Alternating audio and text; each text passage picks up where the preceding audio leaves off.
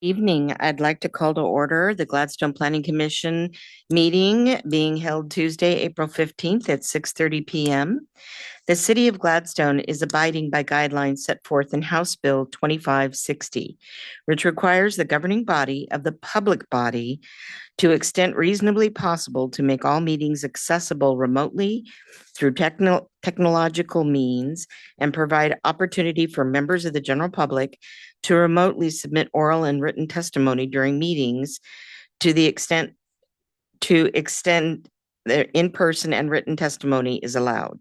Therefore, this meeting will be open to the public both in person and virtually using the Zoom platform. And the consent agenda, all items, let's first call to order and do the roll call. Roll call, please. Was jumping. Commissioner Volbada, Yes. Commissioner Weiss, Here. Commissioner Langston, Present. Commissioner Carlson, Present. Commissioner Pat Smith, Here. Commissioner Brennan, Here. Chair Smith. Present. Let's do the flag salute, please.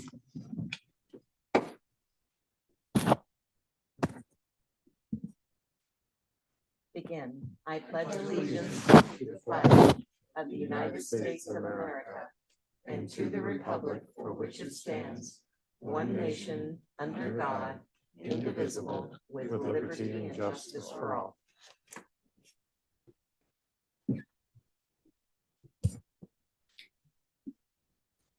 All items listed below are considered to be routine and will be enacted by one motion.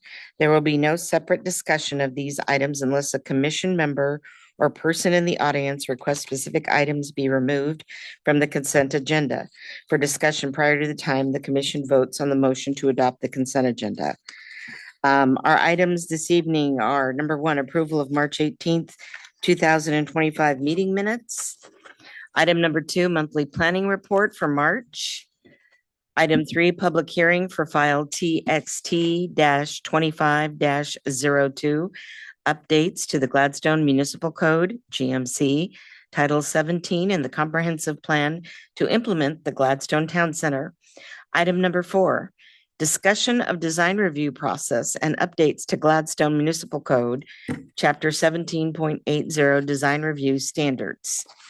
Okay. Let's go for the meeting minutes. One item, on page 1-5, the new business from the planning commission, it says FCC filing, that's referencing the SEI filing. Okay, that needs to be corrected. That's it. That's it. And we'll get that updated, corrected. Okay. Can someone make a motion along with the conditional part of making that change, or should we wait until next meeting? No, you can go ahead and do that Okay. and I can make that correction. I'll make a motion to approve the meeting minutes from March 18th, 2025 with the update of the comment from Commissioner Volbada on sheet 1-5. I'll second. Okay, the motion was made by Commissioner Volbada and seconded by Commissioner Weiss. Roll call vote, please. Commissioner Brennan, Yes. Commissioner Pat Smith, Yes. Commissioner Carlson, Yes. Commissioner Langston, Yes. Commissioner Weiss, Yes. Commissioner Volbada, Yes. Chair Smith. Yes. Meeting minutes approved. Okay. Staff, could you please present your report? Thank you, Chair Smith. March was a little busier than other months have been in customer service and in building permit review. It really seemed like people were anticipating the construction season, and so trying to get all of their questions answered and their permits approved in time to do that. So we were hopping with those types of contacts. It's slowed down a little bit so far in April, but still a lot of people wanting to expand their property and see what they can do. So it's been a good, steady amount of work for us. Any questions about the report or any of the building permits we've approved or reviewed? Planning commissioners, any questions? None? And I will note that the city council did approve the FEMA code language, so we are now compliant with that requirement to make that update. And it looks like the Cracksburger dugouts got approved as well. Yes, yeah. At least from me, what happens sometimes on these reviews, and the reason you'd see something coming back again and again is another reviewer might have something they need revised, and then it has to go back through to everybody. And at that point, I'm just seeing my former comments, yep, it met, making sure nothing has changed that takes it out of compliance. But I do hope those are ready to get constructed now that baseball season is starting. Just out of curiosity, what was city council's discussion like for the floodplain? It's update? funny you say that because they asked what the planning commission discussion was like. They felt like they understood what was before them because of the information in the packet. They understood that there was some federal pieces at work that was requiring changes so that we could continue to be compliant with the National Flood Insurance Program. Some of the questions were, one was, do property owners or business owners have to have flood insurance? And that's kind of outside of the planning realm, but the city attorney was on and able to answer as well. And the answer both he and I gave was that, nobody requires you to have flood insurance just as like a property owner, but if you have a loan or you have a mortgage or something, you're probably required to have it for those type of uses. I'm not sure. Tammy, do you happen to remember if there were any other questions? That's the one that stuck out. It wasn't a very long discussion, but they were curious what the planning commission had discussed as well. You should have watched our meeting. They should have. Okay. But yeah, no serious concerns. They did take a little bit of time looking at the map, just to see which properties were within the floodplain. And then we have put that map on the internet as well on the city's planning webpage, so that if people have any questions about that, as well as a link to the FEMA mapping, so you can drill in on your property and really see what's there as well. Thank you very much. No one has any further questions or comments? Okay, well, then I would like to open the public hearing for file TXT -25-02, updates to the Gladstone Municipal Code, Title 17, and the comprehensive plan to implement the Gladstone Town Center. The content, how we're going to conduct the hearing is the order of business will follow in conducting this hearing will be a presentation of staff report, entry of correspondence into the record, public testimony, additional staff comments, questions from the commission, hearing closed, no further testimony from the audience, discussion by commission, and a decision. Okay, testimony. Any interested person may present testimony concerning the proposed amendments. The public hearing is an opportunity to comment on the proposed before the city makes a decision. We want to hear what you have to say, and we want you to give us your point of view. Help us to understand why you have drawn your conclusion and how it relates to the proposal. Public testimony for this hearing will be called for in 3 groups: testimony in favor of the proposal, testimony opposed to the proposal, and neutral testimony. If you wish to speak, please fill out one of the testimony forms and submit to the city recorder. I will recognize those persons wishing to speak with any questions should be addressed through me. When you testify, please state your name and address for the record, as this hearing will be taped. If you are participating online, please click the raise hand button at the appropriate time and wait to be recognized. If you are participating via telephone, dial *9 to raise your hand at the appropriate time and wait to be recognized. Abstentions and conflicts of interest. At this time, I would like to ask members of the commission if they are abstaining from this matter or need to declare any conflicts of interest. Please indicate the nature of the conflict of interest and indicate whether you intend to participate or abstain from the hearing. Okay. Commissioner Volbada, no conflicts of interest. I will be participating. Commissioner Weiss? I will disclose my mother lives in the proposed area in the inverted T. She doesn't have any development plan for her property, so I plan to participate unless challenged by anyone here. Commissioner Langston, No conflicts of interest. I will participate. Commissioner Brennan, No conflict of interest, and I do plan on participating tonight. Commissioner Smith, No conflicts of interest, and I do plan to participate. Commissioner Carlson, No conflict of interest, and I do plan to participate. and I have no conflict of interest regarding this item, and I do plan on participating. Staff, would you present your report, please? Yes, thank you, Chair Smith. We'll just pull up a PowerPoint presentation here and get moving.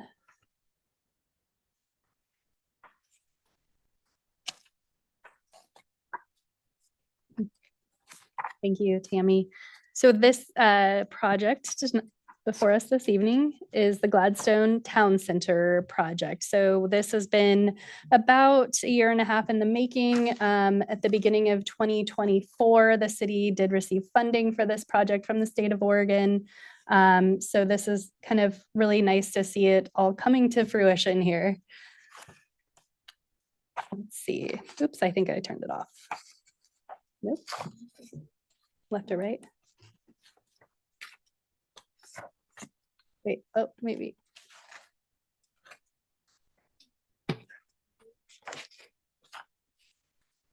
Just need some tech support from our resident IT genius.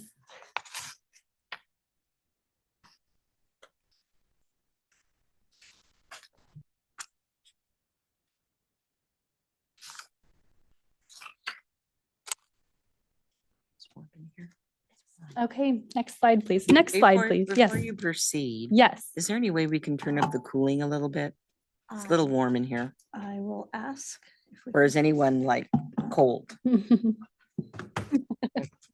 Sorry, That's it's okay. because of the outdoor. Yeah. Well, I apologize for interrupting. I just thought I don't want to be falling asleep. No, of course. It's getting a little warm. Mama Um, to be's over there fanning herself. that is the tiny downside to the beautiful weather, right? The indoor spaces can get a little uncomfortable quickly. So the project purpose, just kind of telling the story of the town center. Project purpose is to establish a town center in Gladstone. That's the entire project. But what is a town center? Well, it's a place where a variety of housing, jobs, businesses, and services, as well as amenities, are available close to high quality pedestrian, bicycle, and transit infrastructure. So trying to find ways for people to live near where they work and near the services they use so that they don't have to necessarily use a single occupancy vehicle to get where they need to be. The town center boundary should be sized and located so that it's appropriate to the city and to the surrounding community members who might use the town center. So in the case of Gladstone, we built on some past public and private investments and works done to increase opportunities to enhance economic development and housing options. So the map to the left is showing the regional context, which is the Metro 2040 growth concept. Where it says Gladstone, there's a purple, oblong blob that is indicating where Metro thought our town center would probably be when they drew these maps. And these maps have been around. We were just talking about it in my office since early 2000s or earlier. So 20 plus years, this purple blob has been on the map marking where Gladstone's town center is. And then those thicker yellow lines that cut through Gladstone along McLaughlin, that's Gloucester Street connecting to Webster over on the east side. So those are considered our primary corridors for getting regional traffic through this area. So when we started this project, we needed to take this into account that there's already been some work done to identify where Gladstone's town center might be. And it's not McLaughlin Boulevard, right? It's not the auto dominated kind of uses. It's where we see Portland Avenue, where we've now established a main street and where we have these smaller owned businesses that are more walkable, more pedestrian friendly, more mixed with residential uses. Next slide, please. So that was the regional context through Metro. The state context is that in 2023, state of Oregon adopted climate-friendly and equitable community rules into the Oregon administrative rules, and said that all cities within metropolitan areas must designate climate-friendly areas and also reform their vehicle parking policies and regulations. So in the Portland metro area, it's a little special because we are part of Metro and we have these designated town centers. The state said, you're in a separate bucket, Portland metro cities. You are going to call your town center your climate-friendly area. They're meant to be the same. They're both supposed to be these vibrant areas of your community where people can do their things and use different modes of transportation and be able to invest in pedestrian-friendly opportunities and those types of things. Gladstone doesn't currently have an adopted town center, so we're not compliant with the metro requirement that we have a town center or with the state requirement that we have a climate-friendly area. So this will do both of those things for us. We did, as you'll recall, adopt our vehicle parking reforms in 2004 or 24, which was the first part of this grant. So we are finished with that and compliant with the state rules regarding that. And again, this grant is fully funded through the State Department of Land Conservation and Development. Next slide, please. I had this slide just as words and it was a lot of words, so I tried to break it down, but I really was just trying to show what all went into drafting these boundaries, analyzing them, and then revising them to select the preferred boundary that's before you this evening as the town center. The background materials were that 2017 downtown revitalization plan. And then in 2023, when we adopted the downtown core overlay district for the 4-block stretch from Arlington to Exeter on Portland Avenue to say, we want some enhanced design standards along there. That was a great start and a small geographic area to try that out on. So that's a good building block to go into this project.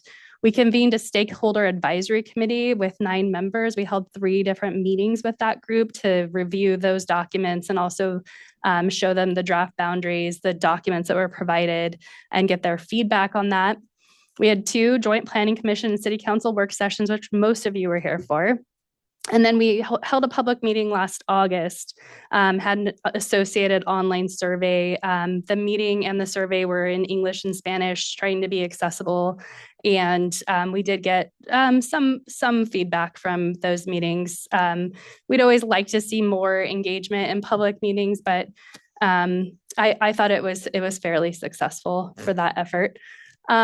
Meanwhile, Echo Northwest, which is a economic consulting firm, did a market analysis and displacement risk analysis to make sure that whatever we were proposing had actual potential for development or redevelopment and had ways to mitigate displacement of current residents in the area. And then finally, that state and regional context that we spoke about, which is in the lower left corner there. Next slide, please. Just a quick review of the project timeline. We did do the community engagement, the town center analysis, market feasibility, and parking reform all last year. Got those all wrapped up, as well as the 3 stakeholder advisory committee meetings and the public workshop. And then in this later winter of 2024, early winter 2025, we did work on those plan and zone amendments. We had that final anti-displacement memo completed by Echo Northwest. We could package it all up with the town center report and bring it forward here for adoption. And the way our grant is drafted, we are required to be finalized with this, so an adopted ordinance by June 30th. So we're on track, ahead of schedule just a little bit, the way we like to be. Next slide, please. So the town center report that's in your packet this evening, it tells the story of what the preferred boundary is, why the boundary is preferred, the background, the process and analysis for establishment of the boundary, why the inverted T shape. It's a little different, but it seems to really encompass what the goals were for connecting economic development opportunities in the C3 and the C2, and kind of minimizing the impact on R5 while still allowing some connectivity east-west that could happen by bike or pedestrian, especially with some modest improvements to those facilities. We do have some updates to the Gladstone Comprehensive Plan. At the last joint work session, we did hear some feedback that we'd like to start fairly modest with those updated changes, so that we can kind of see how it goes, right? We can change the code a little bit, maybe expand that downtown core overlay to the other commercially zoned properties within this boundary. Maybe change the amount of uses you can do in the residential R5 that's only within this boundary, so not citywide, and just kind of see how it goes. Use it for a couple years, see if we get the economic development and the housing option choice that we'd like to see happen, and then consider any further changes outside of the town center or an expansion of the town center, or anything like that in the future. So keep it modest, meet the state and regional requirement to establish the area and to include implementation measures. Make sure we're not forcing displacement or setting up a situation where people feel like they can't stay in their current situation, and then make sure that we are just complying with all those rules, but not making too many big changes all at once. So that was all the goal. And I think we came pretty close or fully met that with the town center as proposed. Next slide, please. So as we mentioned, the town center is an inverted T.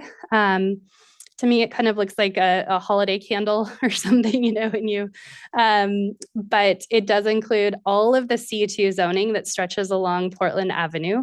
So the community center is up there at the top on the left, and it comes all the way down to the river. And then expands east and west from McLaughlin Boulevard, but not crossing McLaughlin. We didn't want to take the state highway into the town center boundary. And the same thing on the right or to the east. We didn't cross 82nd Drive, and we didn't take into the boundary the on-ramp to 205. There's other transportation implications when you start doing that sort of thing.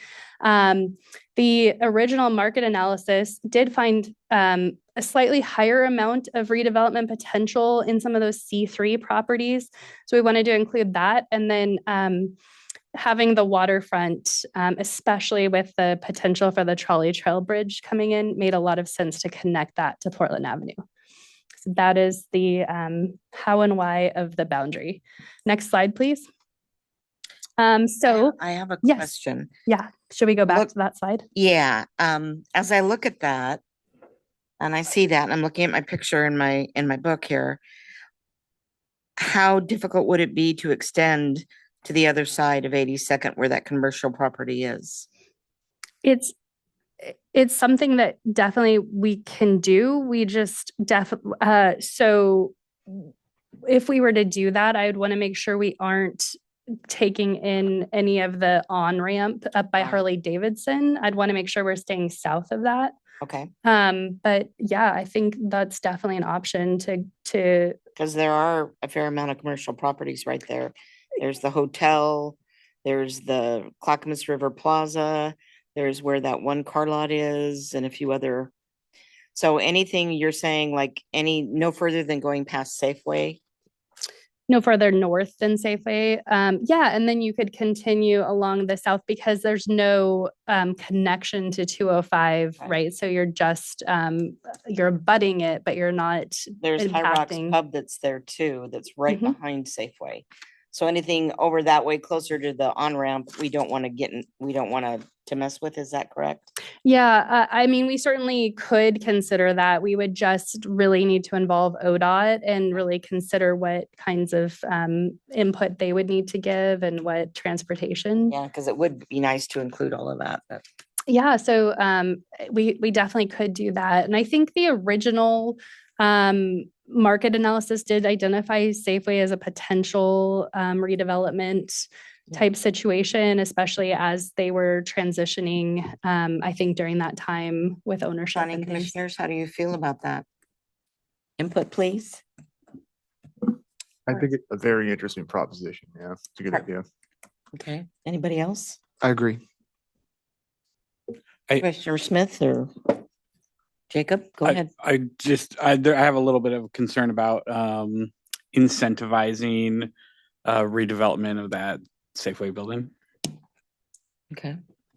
I'm just trying to remember. I know we talked a lot about that specific building and that location when we were doing our work session with the city council, and I cannot for the I know, I life of me can't remember. There was a reason, but I don't remember what it was. Yeah, Well, I think they were going to close Safeway. right, Yeah. right. And And I that, don't that, believe that they're was a going to topic of expand. conversation. Yeah, it's still gonna They're remain a required to do grocery that. store at this time. Mm-hmm. Maybe not Safeway, but maybe another. I think the closure was based on the Kroger Safeway Albertsons merger. And Not, that's I don't been- think Right. Safeway has any plans of closing it now. Yeah. Yeah, Okay. so perhaps that's the change too, that that was definitely in the works when we were doing the market analysis, but now it seems like that's settled out. But there are other lots down there, as you pointed out. We could even Even if go, it's just the hotel, We- because that does generate taxes for the city of Gladstone. yes, although if the hotel has low likelihood of redeveloping, I'm not sure there'd be any impact on designating it into the town center. It's not the same as an urban renewal boundary where it changes Okay. that. Mr. Langston, you were gonna say something? There's a little office building right in front of the. Yes. B and K, yeah. Yes, and that property is approved for, I believe, 3 different buildings. One's been built. I don't know if they're planning to move forward with that, but there is a development approved on that property. We've done a few building permits there, a couple sign permits, and a couple of interior tenant remodels. So I know that they've been actively pursuing leases inside that building. Yeah, I know And which one then- you're talking about. Yeah, And they've made major improvements to it. yeah, It looks nice. and cleaned it up. Yes, Mhm. yeah, It even looks nice from the other side where 205 is. yeah. Yeah, they've done a lot of work. It's quite a bit better. But I just- we can definitely consider, expanding east. I if think that's that could what be I'd like to do. beneficial. Okay. Okay, I Um, apologize for interrupting. No, that's Continue. great. I'm happy to answer questions and have discussion as we go along. But let's look at the next slide and we'll come back to that discussion. That'd be great. Just for the record, we've drafted the staff report to demonstrate compliance with the Oregon statewide planning goals, Gladstone Municipal Code, Metro's functional plan. We've included those findings in the staff report that you have this evening and provided that to DLCD and Metro. Public notice was published in the Lake Oswego Review, a newspaper of general circulation. That was on March 26th. So meeting our code requirements to post notice in the newspaper. Next slide, please. And then I included this in your packet too, but I just wanted to point out that we did get a letter of support from Metro. Glenn Hamburg, who is Metro senior staff, was part of the stakeholder advisory committee and was there for all of the conversations and the iterations of the different boundaries. So Metro definitely supports this town center configuration, and they'll update their blob to reflect our inverted T as soon as we finish our adoption proceedings. I think that's it. The next slide has the recommendation for approval. So that's all for the staff presentation. And so if we want to go back to the slide that has the boundary and then, maybe take public comment and things if there are any, and then talk about the boundary. Okay. City Recorder, have we received any correspondence regarding this matter? I have not received any correspondence. Okay, do we have anyone online that wishes to testify? If someone is online and wishing to testify, they need to raise their hand at this moment. And I do not see any hands raised. I still need to read all of this, even though there's no public. Yes. Okay. Public testimony. Does anyone wish to speak in support of this proposal? Does anyone wish to speak in opposition to the proposal? Does anyone wish to provide any testimony that is neither in support or in opposition to this proposal? Is there any further testimony or any further questions from the audience? Okay, staff comments. Does staff have anything to add which specifically addresses a question or issue raised during the testimony? I'd like to just hear more questions and discussions about the boundary. I just pulled up the zoning map just to make sure that I was seeing it correctly. So south of Arlington, which is where the Safeway, the north boundary of the Safeway, that is all C3 zoning. So that's great because it doesn't affect our anti-displacement analysis at all. So I don't have any concerns with expanding to include the Can it go to properties. the river where the restaurant is? Yeah, to the river and then to 205 and south of Arlington would be 1, 2, 3, 4, 5, 6, 7 properties is what we're talking about. So it's not And a, there's that new office building where I believe there's a chiropractor and express personnel now too. Mhm. That's on the, across the street on Yeah. 82nd Avenue. And the property, Tammy, if you go to the downs, one of the southernmost property, right? Yeah, that property is zoned open space. So that's at High Rocks, I believe. Okay. But we could include that as well because it is riverfront. Yeah. Okay. Can we go back to what allowances are gained by the properties by being part of this? Yeah, so they would be allowed the design standards of the way it's proposed. We said for the C3 properties, let me just remind myself so that I don't misquote it. I'm just opening from the packet page 3 dash, almost there. Let's see, I'm in the downtown overlay.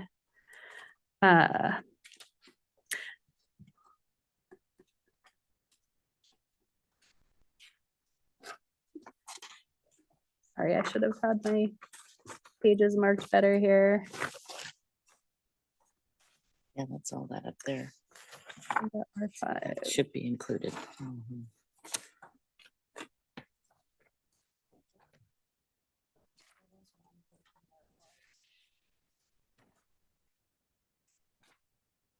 Okay, page 3-36 is our C3 changes, the beginning of C3. And the only change we're making in the C3 zoning district within the town center boundary is we're saying that you could do mixed use development within the Gladstone town center.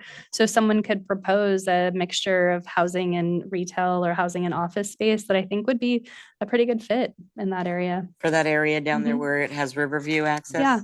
Yeah. Yeah. I do want to, if we can visit what Commissioner Weiss was concerned about with the Safeway building. Mhm. Yeah, so I realized that the initial divestiture of that building was part of the Albertsons acquisition, or Fred Meyer Kroger. I'm concerned if there was due diligence done at the time that that we potentially didn't, they had over indexed in that area. There's a possibility that people would be considering, even with the company standing as it is, would be considering still divesting that property and closing that store. And so just there's a big parking lot there, and depending on what kind of parking requirements, that's a very large developable lot. And so that's my only concern, is just thinking through the implications of making that lot seem very nice for development for large apartment buildings or something like that. And now we have, in that case, would have lost local grocery store in Gladstone.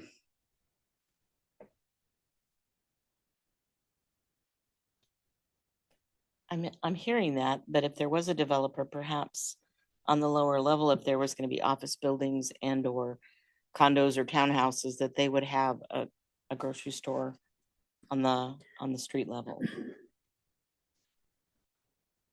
Safeway does have some, at least 2 that I'm aware of, where they have a store on the main floor and then developed. 39th and housing, Powell, yeah, right. 39th and Powell is one. Yeah, and downtown near PSU. Yeah.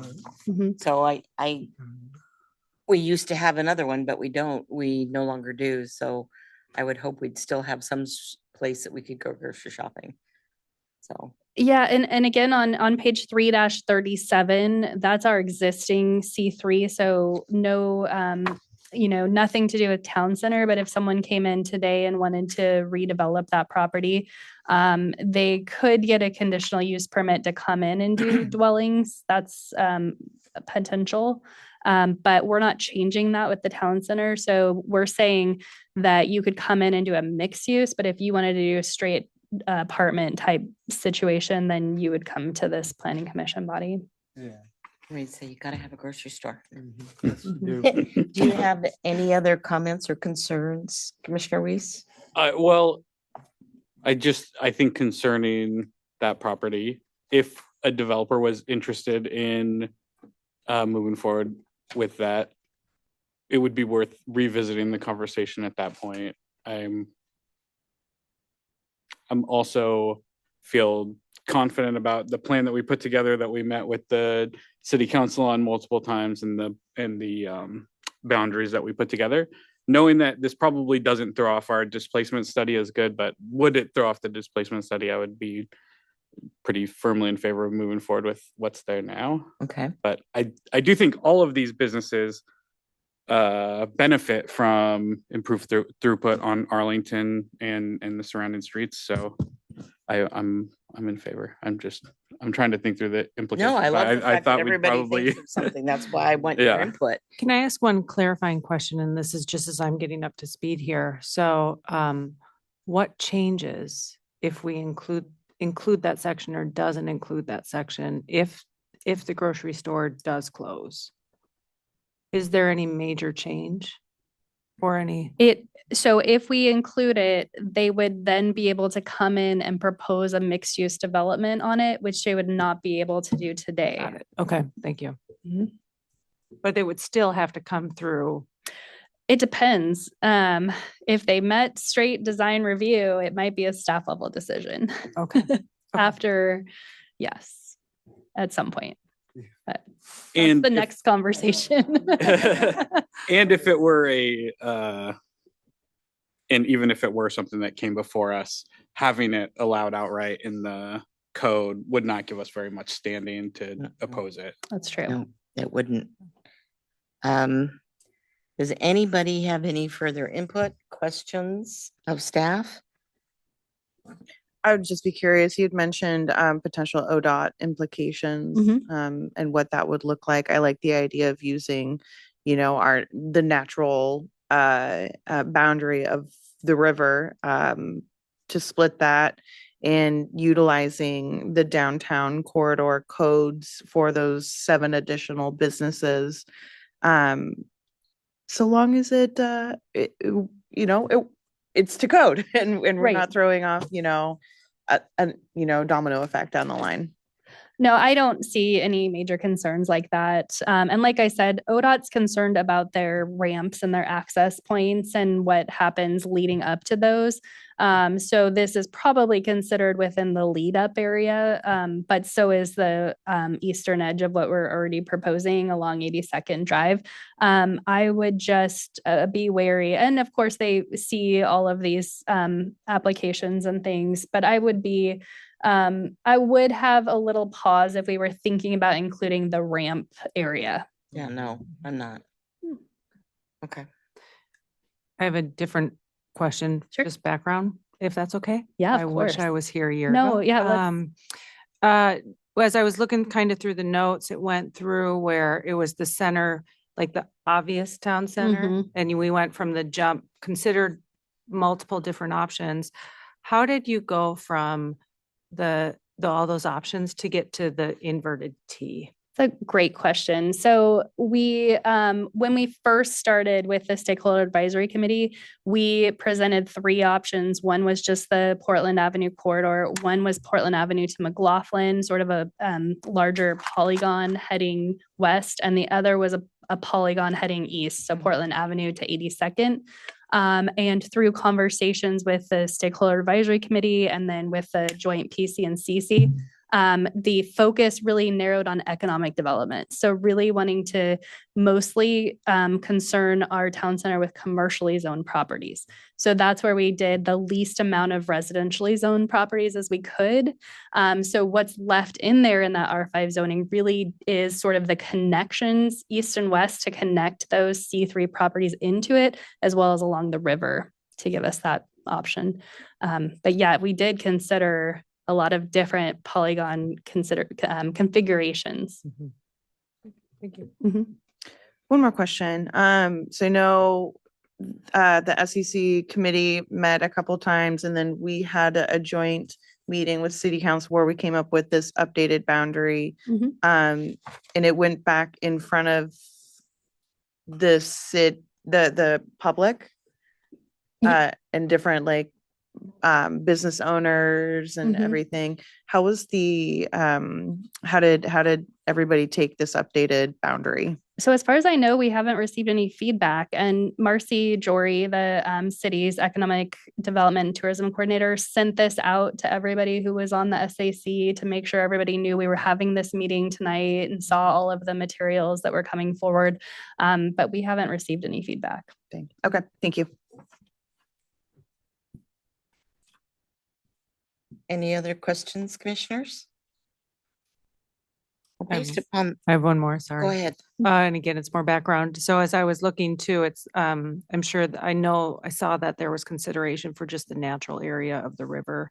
And there were, somebody on the SAC did bring up like the impact to the riverbank or natural and stuff. And it was said, the report just said, you know, there were like, it's okay, like, there's no impact. Can you speak a little bit to that? Like, how do you? Sure. Yeah, there are already a lot of regulations in place through our codes with our habitat conservation area and our floodplain standards. So anything that would be development along the river would still have to go through those same processes. So there's no change to any of that, no fast tracking anything as part of this. Okay, thank you. I had a question about boundary 3. Was that like considered at all amongst the public or amongst staff? And remind me, boundary 3, did it go to 82nd? Page 3-92. You said 3-19? 92. Oh, 92. No wonder I'm not finding it.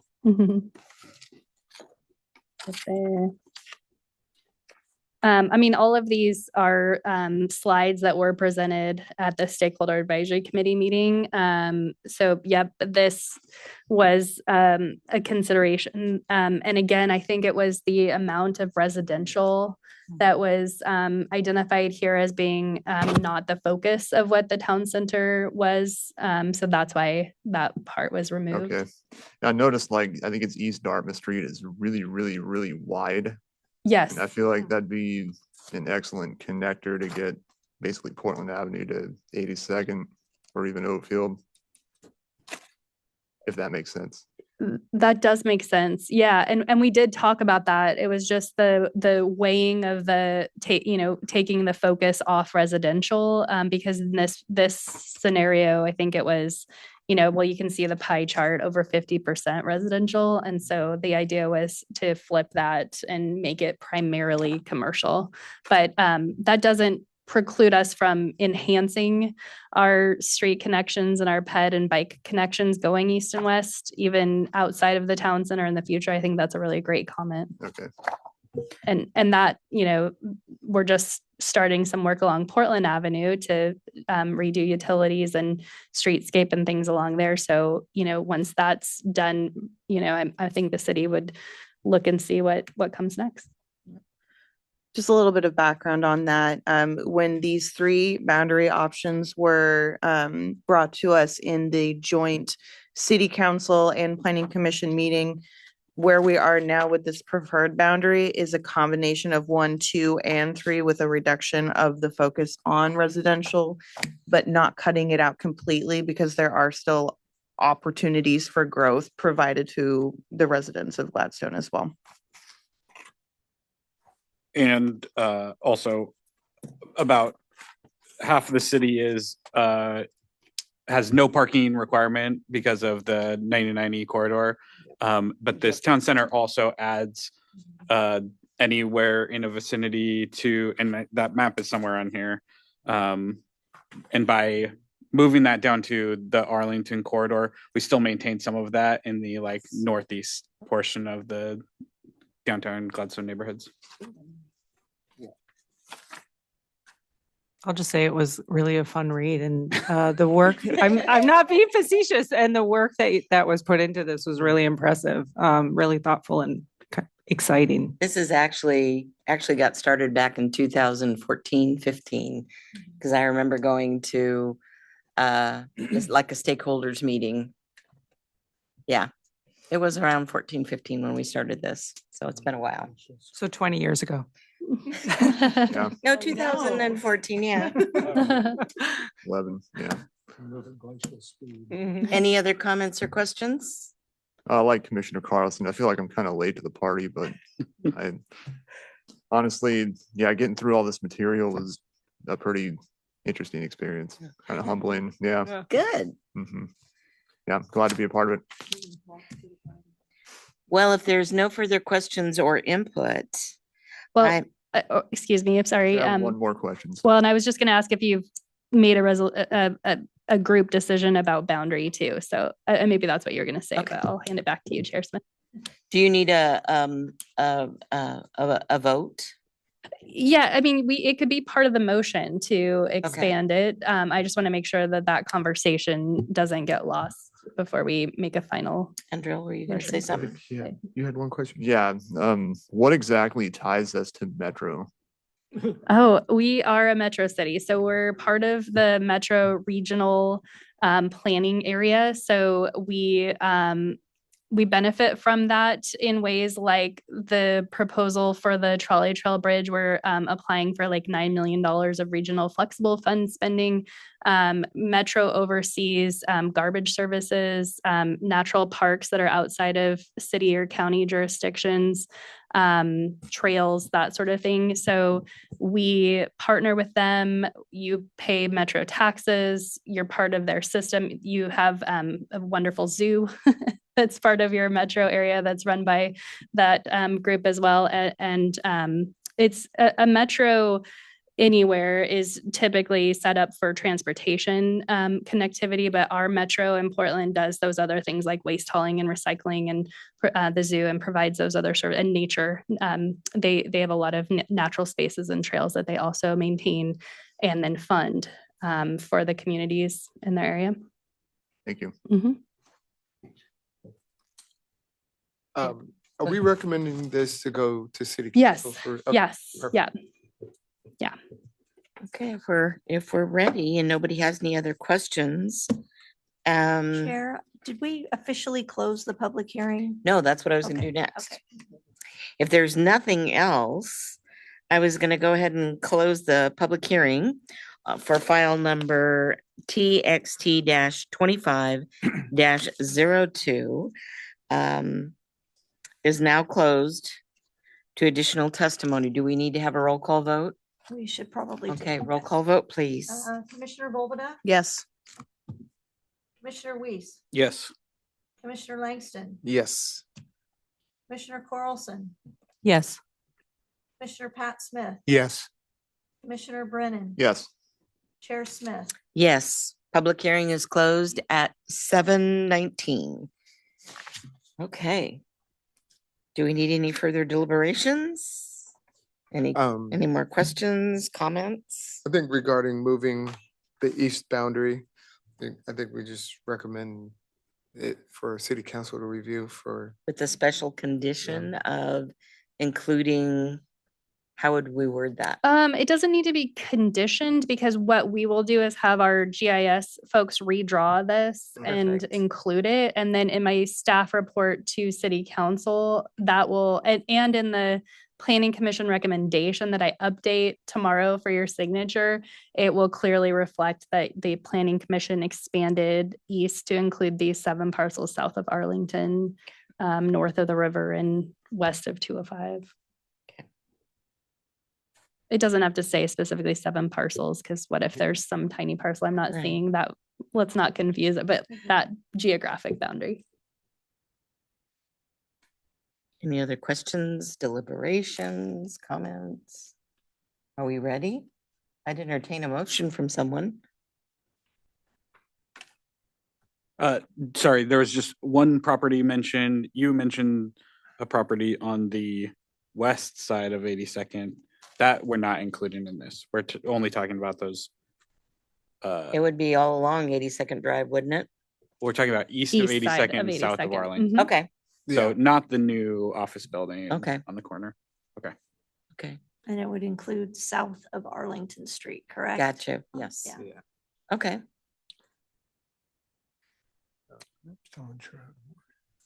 Well. I would definitely entertain a motion. I'll make a motion to approve TXT 2502 comp plan text amendment to include the boundary east of 82nd, south of Arlington for review by city council. A second. The motion was made by Commissioner Langston and seconded by Commissioner Volbada. Roll call vote, please. Commissioner Carlson, Yes. Commissioner Langston, Yes. Commissioner Weiss, Yes. Commissioner Volbada, Yes. Commissioner Brennan, Yes. Commissioner Pat Smith, Yes. Chair Smith. Yes. Motion passes. Okay. We are now on to item number 4. Thank you, Chair Smith, and I will have that updated recommendation to Tammy by tomorrow morning so we can get it to you for your signature. Okay. Item number 4 is in regards to the design review process. We already had that on our work program for discussion this year. But after our last meeting where we were discussing, were we discussing the parking lot? I can't remember now. I think we were discussing the parking lot, but we had the FEMA standards first. And so our city attorney was on. And after the meeting, the city attorney reached out to Tammy and said, we as a city should not be bringing design review forward to the planning commission, that it is a limited land use decision. And so it needs to be done in a ministerial review. And so we followed up with some questions about, well, could the planning commission still be the decision maker and we don't open a public hearing, but you still have a chance to review and make a decision? And the city attorney said that it doesn't specifically say you can't, but that doesn't really meet the intent of the law. It may meet the letter of the law, but doesn't meet the intent. So we also reached out to the state, to DLCD and to representatives who helped draft that language, the rules. And they also said maybe, but like not really. And it's sort of unfair to anyone who comes to that hearing because then you can't say anything and you think you can, and it provides a whole bunch of other issues there. So they were clear to say, though, it doesn't preclude us from still having a public hearing and having planning commission make a decision on any kind of design review that also requires a conditional use permit, a variance, a plan unit development, something else that goes outside of our standards. So that really puts the onus on us to make sure our standards are exactly what we want them to be, so that you as a planning commission and the city council who you're representing have a level of comfort that when something comes in, we're going to review it and process it the way that the city would want us to do that. So I, wanted to have this discussion to start that process because there are a few places where there's some discretion for the planning commission, such as the metal buildings and the exceptions process, which is basically a de facto small variance that's built into our current design review standards. I will say that there is a staff level adjustment that is already permitted that's up to 20%. So it's possible that that's sort of a moot point, whether we're doing an exception through design review or they're filing for a separate adjustment.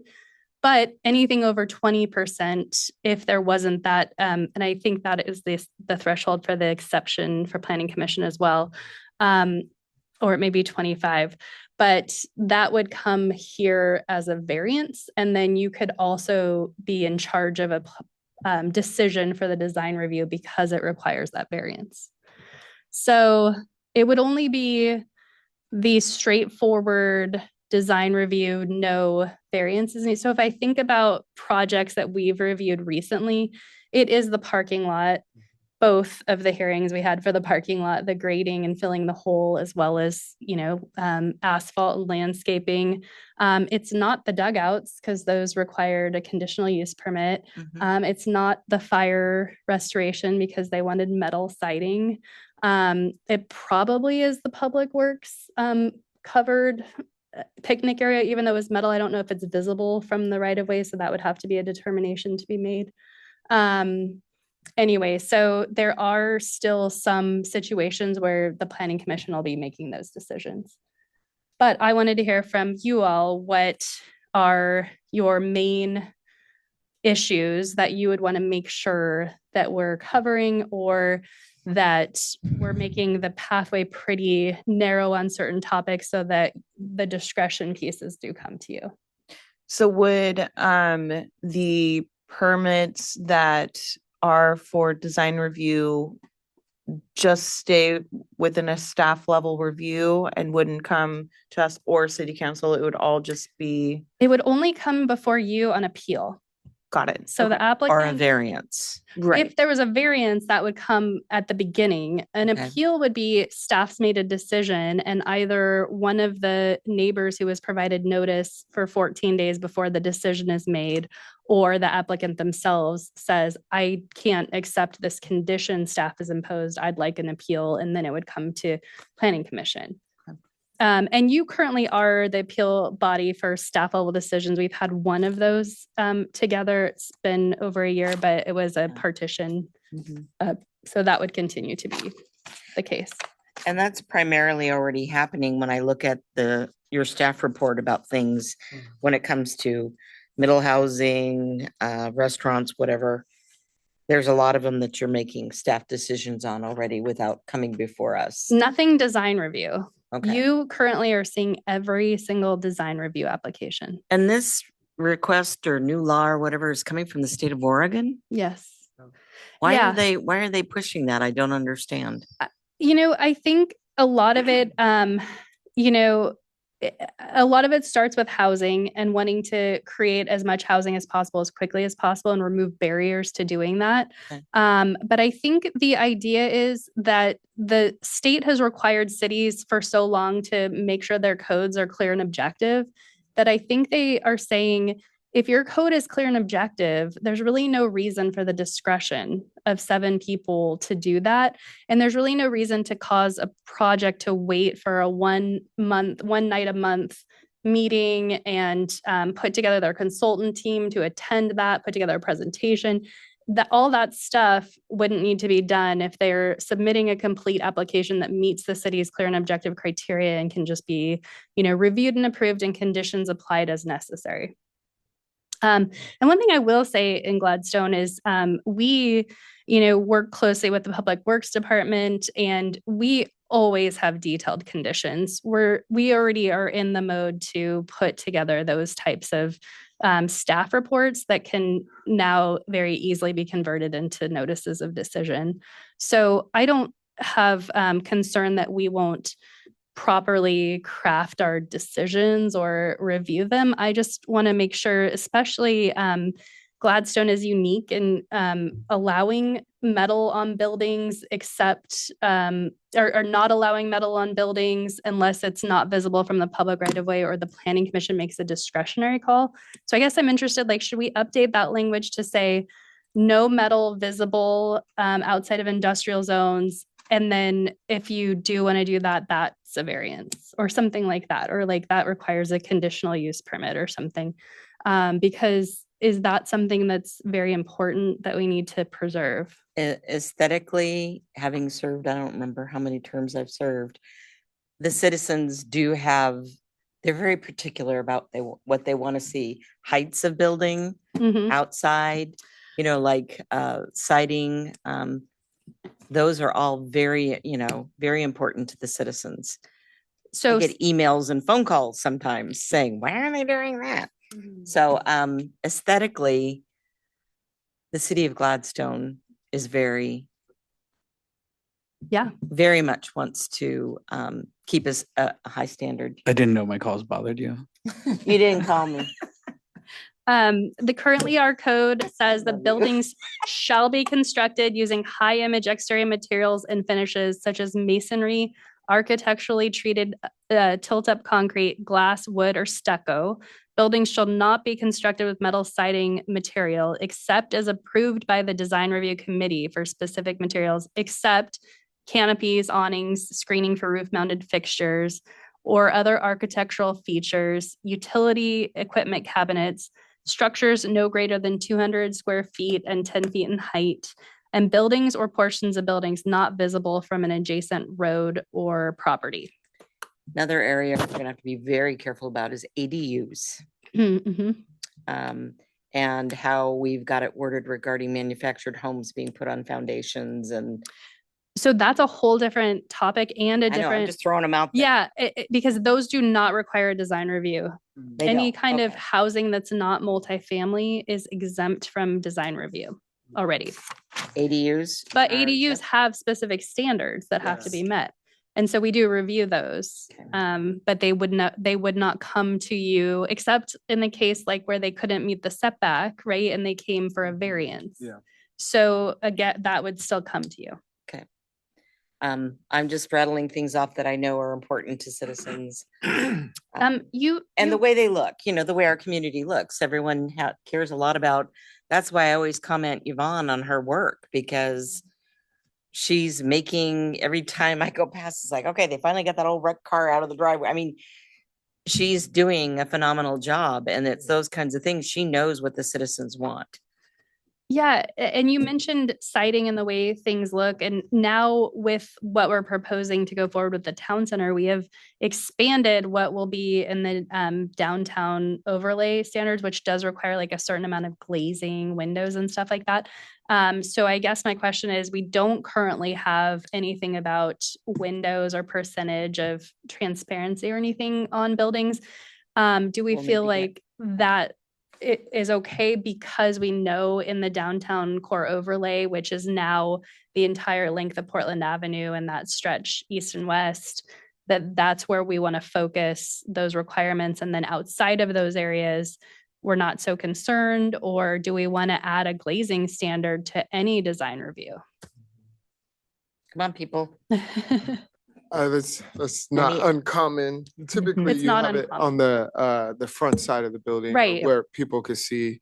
A good example is in Selwood, that building that's right by 7-Eleven. Yes. They made them put the fake windows on the side, Mhm. and that's because people didn't want to look at a big solid wall. Yeah. And so that was a recommendation that they had to do, but with the building heights, it's that we have in our code, it's not that it might not be that big of a issue outside of our area, our core area, but Which we already require. yeah, The exactly. glazing, yeah. So Yeah. but yeah, it's not uncommon to have something like that. It'd be worth looking at, I think, for sure. Compare what some of our neighboring cities Yeah. have, specifically like Selwood. I'm also curious because I know some of the other things that come up regularly in these conversations are exterior lighting requirements Yes. and trees, shrub, nature, Yeah. Landscaping. landscaping. And especially when there's a situation, a good example is the apartments that are butted up right against residential homes, when if they would have just switched the apartments around and had the parking facing the homes, that would have been better. We need to figure out a way, verbiage wise, to look at whatever best placement, if there's going to be developments. I mean, because you even drive past Webster and you see these homes and there's all those, 3-story apartments, and it's like, if they just would have switched it around, it wouldn't have bothered anybody. From a lighting standpoint or? No, from a positioning, instead of windows having the and- Mhm. apartments where they're at.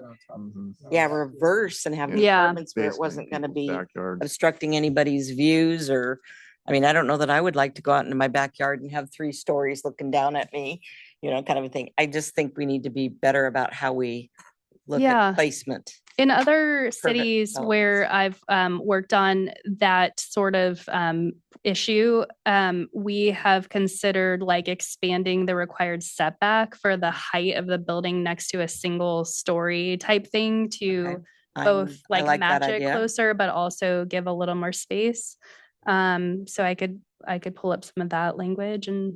Yeah, I do think it's that. important that, with the citizens, when something has to be reviewed and they give their input to find a balance where each, the developer and the homeowner, the resident, the Yeah. resident. The- Like we did that with that, where they were gonna do some expansion on the water tower. Mhm. And we did come to a very nice compromise, I believe. Yeah, So- the one thing that we run into a little bit on that one too is just keeping in mind that every residential property in Gladstone has the right to develop to 35 feet. So even though it's a 1-story now, you just kind of want to be careful because like that might not be a 1-story, but I'll definitely show you guys some language that we've used in other Can I ask jurisdictions. just a few like clarifying questions? So it sounds Yeah. like this is something that we anticipate we will have to adjust to. We do. We have to adjust this. Well, right now, if a design review application came into the city, we would have to directly apply state law. Okay. So we would have to write our staff report and our findings that, our code is not updated to reflect current state law, but we are subject to those regulations. And so we're applying it directly and reviewing it ministerially, but we could only use our current code to do that. So if we make any changes about glazing or setbacks or anything like that, that wouldn't be part of that at this point. So it's not a rush that we do this code. Nobody's knocking down the door for a design review application. But as we do things like, adopt the town center and expand the options for people, I'd really love to see it in place somewhat soon so that I know that I'm implementing the city's. So we are compliant and have some leeway and figure out Yeah. the process Right. So in order to make things pleasant to all community members. yeah, and I may not have fully answered that question. I would like to bring you a packet probably at your next meeting and if it has some options where you're choosing a setback or a not a set or glazing or not, or a percentage of glazing, great. And then we'll forward a recommendation to city council, or we'll take another meeting and take a little time to do that. But I'd like to start the process. So that's why we weren't sure we would even have this conversation tonight, what with the town center packet being due, but we were like, no, let's do it. Let's get it started so that we all know it's coming and we're all ready for it. And it also sounds like part of this process is to make it a little easier for people, right? Easier and cheaper Right, for people. right. It is development friendly. Right. Right. So Business friendly. with that too, though, would it be beneficial for us to look at the code and, current and say, here's what our standards are and here's what we want to be able to have some say in, but then also take a look at it from a lens of, can we make it a little easier for people? Mhm. Like, are there, looking at, the past couple of years, are there some standard items that have come to the planning commission where you just pretty much have said, yep, that's good. Like, Because it's outright permitted. Yeah, I see what Right. you're saying. Yeah. just almost like see if there are those as well. that's a if great- they exist. Great point, Question. because what immediately pops in mind is landscaping. So we say 15% of your property, and then if you have a parking area, we have like the 5 foot, but could be potentially reduced 20%, and certain number of trees and all of that kind of stuff. But it's not super prescriptive about like one gallon bush every 5 feet, which is the case in a lot of cities. So that is it's just an example that popped in my mind where I don't hear from developers that our code standards are super hard to meet. Okay. No, Much harder in great. the city of That's Portland great. and Lake Oswego and other areas. Yeah. So I think that we're already considered sort of like reasonable Mhm. in what we're asking. Developmentally That's friendly. great. I Yeah. mean, that's good to Mhm. hear. Yeah. One thing I'll add to the conversation is with setbacks, I know we've created some pretty development friendly setbacks on Portland Avenue. Mhm. With that 20% discretion now being like fully a staff level decision for all, I would just say I would skew towards livability and taking into consideration the neighborhood and the neighbors in exercising that 20% variance, especially on front setbacks. Okay. I Front, think we do- especially front. Yeah. Well, I guess side as well. We've had side and back conversations. setbacks of any kind, Yeah. I think we need to look at, so that, again, property owners are considered in this and that, they won't have we need to have some control over that. Yes. Specifically like residential or everybody. Well, we've seen it in residential on side and back, and then I think on Portland Avenue, I think we have 10-foot setback for 40 foot, some 35 to 45 foot. Well, we have a 0 setback on Portland On Avenue right now. So we yeah. really want you to pull the building up to the Sidewalk. property right away. Yeah. But when you have the 0 setback, you have a fire partition between the buildings, right? They gotta be a certain. Oh, Yeah, a yes. firewall. Yeah. Yeah, firewall. On the sides. Yeah, Not yeah. not the front where it's next to Yeah, the and that would be street, like but my only concern. Oh, with yeah. Setbacks, and especially in neighborhoods, like there's that's part of the reason why they're there is to prevent. I agree. And continuation. I worry about those kinds of things. Like Yeah. we recently had a partition that was an existing duplex and I really pounded the building department to get someone to really look at it because I was like, I don't want to approve a partition if there's not an appropriate separation Yeah. between these two units. Because if you're a property owner who has a duplex that's connected, you're sort of in control of everything that Mhm. happens. You're responsible for the smoke detectors, all that stuff. But if you're selling those two properties separately, and the first couple of responses from the building department was like, no big deal, we'll review it when we see it. And I was like, it's already built and I'm dividing the land. I don't think you'll see it for any reason. And then finally they gave me a plan reviewer who went through and reviewed it and confirmed that it was built with a firewall separation. But I worry about those same Yeah. things. Yeah, it's very important. Okay. One question I probably should ask earlier was how does like goal 5 and like historical preservation fall into this? That's a great question. Really good question. That's a really good question. And I have not had an application in my time in Gladstone. So I'm just going to pull up. Because we do have a fair amount of historical buildings that aren't on the National Registry, Okay. but perhaps should be. I'm just reviewing section Yeah. 17.94. It's called hearings, but it has our review procedures just to see what currently is a planning commission level review. In don't- fact, if we don't have every, it's like usually we have 2 hearings per meeting. But I'd love to see there's some sort of joint effort between the Gladstone Historical Society and the Planning Commission about determining, there's certain older homes that, our certain settlers had here that aren't on the National Registry and they should be. I don't know how that process works. Yeah, there's not a separate historical resource review, and that might be because nothing's been officially classified as that. A lot of the old storefronts on Portland Avenue are historical. But could we Mhm. classify that? Yeah, because like Could be. Mhm. that one row, there's Vogies and then there's those buildings up. Those are, one was the old post office, back in the 1800s. There's some historical buildings there.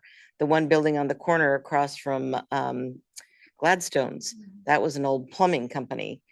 It's just, there's some very historic buildings.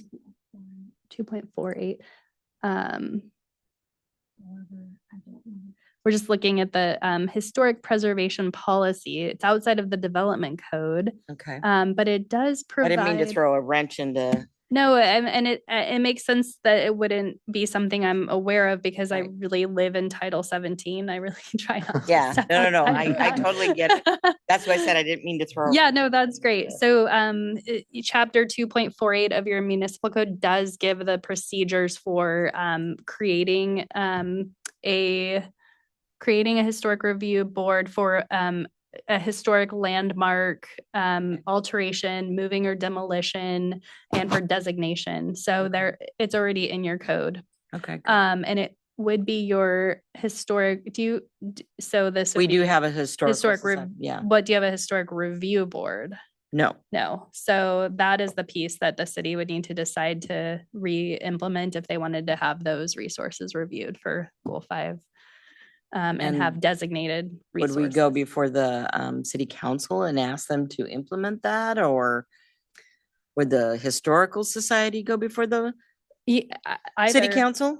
I can try and find out more information Okay. for you. Yeah, I'm just curious, but definitely um, outside of my realm. Something I'm interested in, but not something I I'd work be in a lot. extremely interested to find that out. Yeah. yeah, I just with everything that we're trying to do to promote our city Mhm. and have our town, if those are right on Portland Avenue and they were designated, I'm pretty sure the occupants that are there would enhance, maybe not enhance, but Yeah. would take, like the guy on the corner there that bought the old gas station and renewed. I mean, there are some buildings that are worthy of being restored, Yeah. and that would be something that people would want to come see, I think. It's probably something we want to wrap in to City Recorder Bannock. I'm sorry, I keep calling you Tammy tonight. Too familiar. I know I try to be Um, professional. and sometimes just say, "Damn it." That we probably also want to just loop in our economic development and tourism coordinator with that conversation as well, because she has a lot of on the ground conversations with business owners and property owners down And in I that believe area. she knows the historical society Mhm. people pretty well too. Yeah, it's probably something in her realm. Purview, yeah. Yeah. I kind of have an idea to proceed forward. I'm hoping maybe anybody else has anything more to add to the list of things that we need to really focus on. If at our next meeting, can we have like an overview or an outline? Yeah. And then we start prioritizing and then going at it. So I think one more meeting, unless anyone disagrees with that suggestion. Love it. So May work session, June hearing. Yeah, Is that all right? let's do it. Okay. Yeah, our town. I just want us to think about it more. not, Right, no, write things down. And like I said, our town center will go to city council in May, become effective in June. So we're not trailing that far behind it. We'll apply state law if we have to, but we do have 120 days. Although whatever comes in, there's called a no moving the goalpost rule. So if they submit in the time before an effective change is made, then we do use our current code to review that. And we'll make sure to notify the planning commission. It will absolutely be in that planning report. And then I'll be prepared to give you updates at our meetings of anything that comes through in design review. Does that sound like a good approach? Yep, absolutely. Okay. Yeah, let's get an outline and then we can at our next meeting, prioritize and start moving. Okay. Okay. Does Just out of anybody else have curi- anything else oh. to add? Go ahead. Okay, just out of curiosity, like how, in the scheme of things, what does the design review process like entail for like, I guess, the whole scope of one project? Yeah. So typically, an applicant will put together a package that has a sheet that shows what's there now, an existing condition sheet, and then a sheet of their plan, what they're proposing to do, and usually a separate sheet that shows details on landscaping, and then anything else that needs to be specifically called out, elevations of any buildings that they're putting together, the types of materials they're planning to use. And then they'll be required to put together a narrative that says, here's how we comply with all of the criteria in the code. So right now, that would be the code as it sits today. Once we make any changes, it'll be the new code. They'll need to provide, if they hit certain thresholds, like if it really is Safeway coming in with 100 unit plus a new grocery store on the bottom, they'll need a traffic report. They'll need an environmental analysis, if there's any wetlands, if there's any floodplain, all of those types of things. So they'll put all that together. We'll take it in with their fees. We'll review it. We have 30 days by state law to deem it complete. That I try to be pretty thorough with that so that I know I have a pretty decent package to review, and I'm trying to write a staff report with that. Once we deem it complete, the clock starts ticking and we have 120 days to make a decision. And that's the final decision of the city. So we really want to leave time for any appeals. And then at that point, we send it out to agencies. So definitely Public Works, if it's anywhere near an ODOT facility, ODOT, we send it to Oak Lodge, we send it to Clackamas County, any other agencies or service providers that could be impacted by the proposal. We send it out and say, we're reviewing this. Please provide us back comments that we can, Clackamas Fire, please provide us back comments that we can put into our staff report and our decision. And then while we're getting those responses in, we, with the new process, we'll have a 14-day notice period that anyone within 100 feet who owns property within 100 feet will get a notice that we're reviewing this and that we'll make a decision on it on a certain date or not before a certain date. And then we'll write the same kind of staff report that we put into our planning commission packets, but it'll be part of a staff level decision. So it will still have findings for every single code section, and it'll still have the conditions from both the planning department and then from all those other agencies that are worked in and attached to those different findings. And then they'll get their decision. And typically, if it's not appealed or anything, then they'll have the ability to move forward into review with like the Public Works Department to start like any utilities they need to be doing or street improvements. And they'll be able to apply for their building permits and kind of run those processes while they're finishing up. If they, have any conditions to be met that require changes to what they've proposed, then they would need to resubmit that and we'd need to make sure they're meeting that. Is that a long answer? Was that too longer No, than it's you were perfect. expecting? Okay. Yeah. So all in, I would say we run about 2 to 3 weeks for our completeness review. I usually have 1 or 2 things that I need, but they're usually pretty quick response, especially if there's an engineer or planning firm on, they can usually draft that stuff pretty quickly. So 3 weeks and then 2 and 2, I'd say about 7 to 8 weeks from submittal to decision and then moving on to permitting with Public Works and Building Department. Whereas the current program requires a 20-day public notice before the Planning Commission. So we're really trying to make sure that an application is deemed complete at least 20 days before our staff report is due to you, which is due a week ahead of the hearing. So I do think that it's probably at least a month less time frame for a staff level decision. That just off the top of my head. Okay. So there's really no financial impact. The applicant. fees will stay the same. Yeah, because the cost of reviewing is only going up for the city too. So I wouldn't recommend any fee changes. Since you're all unpaid, they're basically paying for the staff time anyway. So I wouldn't recommend any changes. Can I request that when we revisit this, can you do a more in-depth review of the legal grounding for this? Yeah. I think this is 197.195 and the references of what's in a limited uses in 197.015. But I would That's just a like good kind of a review of that. I think I saw that BEH had done a memo for Fairview, so hopefully they have something that they can pull off the shelf. And then will that information of the change be reviewed with city council, or has that already been reviewed with city council? They, I don't know if they've been given this information yet.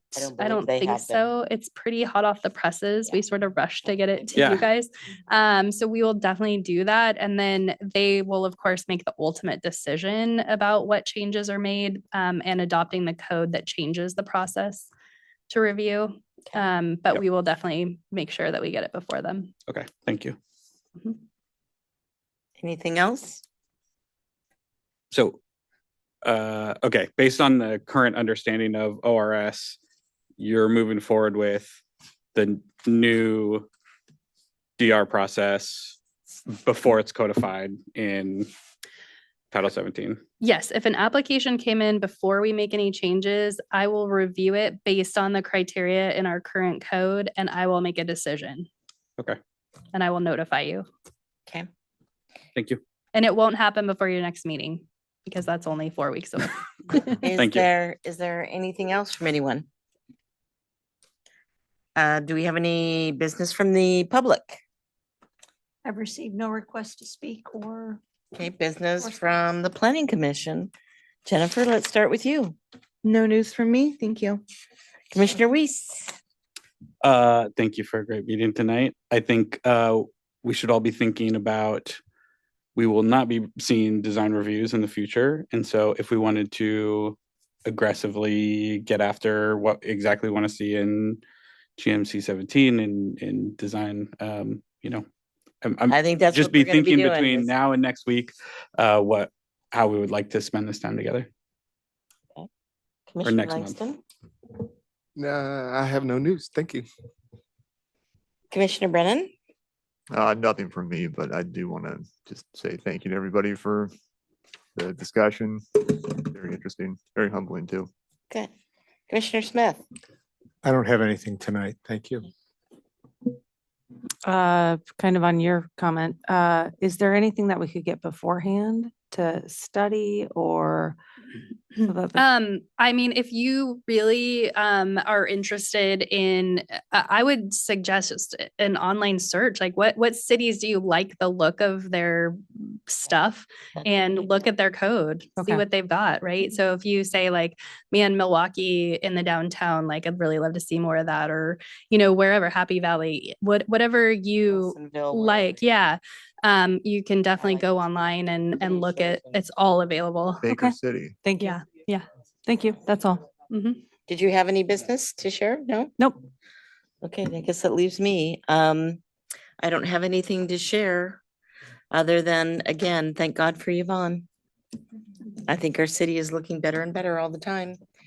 On that note, I would entertain a motion to adjourn our meeting. So moved. Do I have a second? Second. Okay, Commissioner Langston made a motion to adjourn our meeting and it was seconded by Commissioner Brennan. Roll call vote, please. Commissioner Langston, Yes. Commissioner Weiss, Yes. Commissioner Volbada, Yes. Commissioner Carlson, Yes. Commissioner Pat Smith, Yes. Commissioner Brennan, Yes. Chair Smith. Yes, meeting is adjourned at 7:54.